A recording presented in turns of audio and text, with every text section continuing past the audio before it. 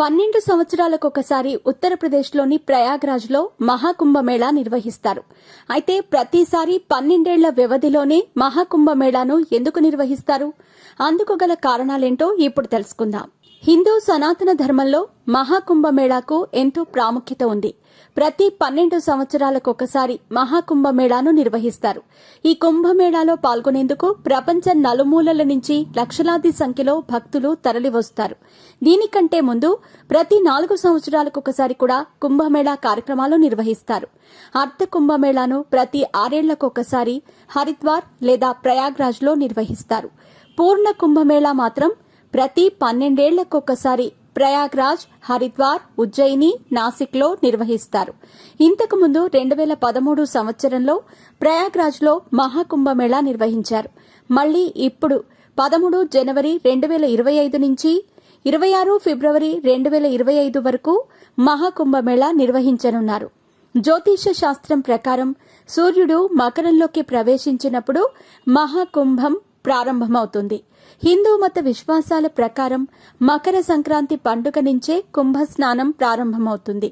ఈ సందర్భంగా కుంభమేళా ఎందుకు నిర్వహిస్తారు? దీని ప్రాముఖ్యతలేంటి? కుంభమేళా చరిత్ర, రహస్యాల గురించి ఆసక్తికరమైన విశేషాలను ఇప్పుడు తెలుసుకుందాం.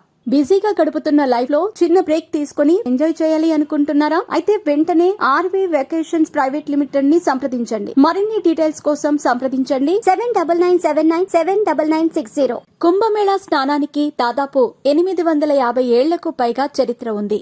దీన్ని ఆదిశంకరాచార్యులు ప్రారంభించినట్టు చరిత్ర ద్వారా తెలుస్తోంది. పురాణాల ప్రకారం సాగరమథనం ప్రారంభమైనప్పటి నుంచి కుంభం నిర్వహించినట్లు చెబుతారు. కొందరు పండితులు దీన్ని గుప్తుల కాలం నుంచి ప్రారంభించినట్టు చెబుతారు. అందుకు చక్రవర్తి హర్షవర్ధన్ దగ్గర కొన్ని ఆధారాలను చూడవచ్చు. వీరి తర్వాత ఆదిశంకరాచార్యులు, ఆయన శిష్యులు, సన్యాసులు అఘోరాలకు సంగం ఒడ్డున రాజస్నానానికి ఏర్పాట్లు చేశారు.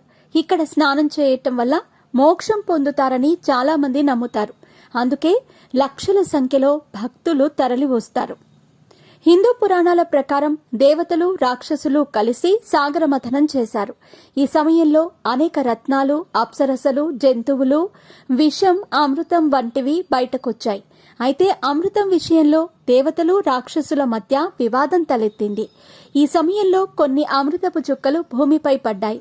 అవి ఎక్కడ పడితే అక్కడ కుంభం నిర్వహించారు.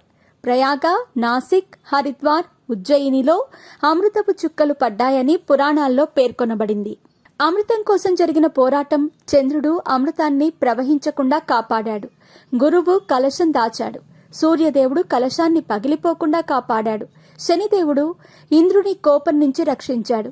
అందుకే ఈ గ్రహాలు కలిసిన ప్రతి సమయంలో మహాకుంభం నిర్వహించబడుతుంది. ఎందుకంటే ఈ గ్రహాల కలయిక వేళ అమృత పాత్ర రక్షించబడింది. ఆ తర్వాత దేవతలందరూ శ్రీ విష్ణుమూర్తి సాయంతో అమృతాన్ని సేవించారు. మహాకుంభమేళా వేళ చేసే స్నానాన్ని రాజస్నానంగా పరిగణిస్తారు. ఈ సమయంలో నదుల నీరు అమృతంతో కూడిన సమానమైన లక్షణాలను కలిగి ఉంటుందని చాలా మంది నమ్మకం. అంతేకాదు సకల దేవతల అనుగ్రహము లభిస్తుందని కూడా నమ్ముతారు. ముఖ్యంగా ప్రయాగ్రాజ్లో రాజస్నానానికి మతపరమైన ప్రాముఖ్యత ఉంది. ఇక్కడ యమున, సరస్వతి, గంగా 3 నదులు కూడా కలుస్తాయి.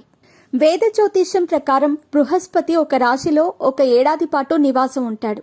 12 రాశుల మీదుగా ప్రయాణించటానికి దాదాపు 12 సంవత్సరాల సమయం పడుతుంది. అందుకే 12 సంవత్సరాలకొకసారి పవిత్రమైన స్థలాల్లో కుంభమేళా నిర్వహించబడుతుంది.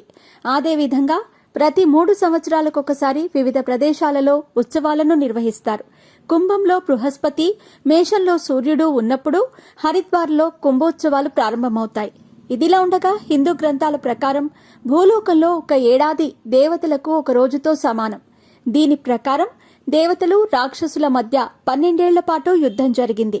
అందుకే 12 సంవత్సరాలకొకసారి కుంభమేళా నిర్వహించబడుతుంది. దేవతలకు 12 సంవత్సరాలైతే భూలోకంలో 144 సంవత్సరాలకు సమానం. అందుకే ఈ సమయంలో భూమిపై మహాకుంభమేళా కార్యక్రమాన్ని నిర్వహిస్తారు.